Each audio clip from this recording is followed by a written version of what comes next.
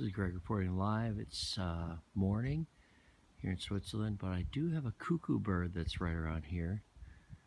This is just outside my apartment in between some of the other places on campus. And you should be able to hear him just a second.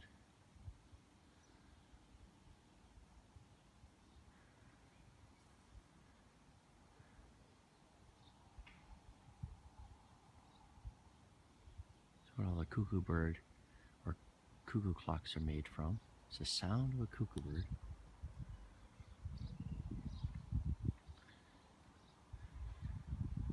And I found out that according to Volpi, cuckoo birds nest according to what time of day it is. And they go in the general directions, like they might be on the east side in the morning,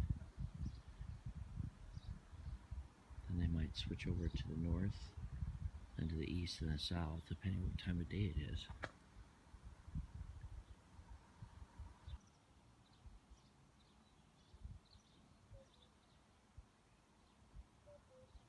There we go.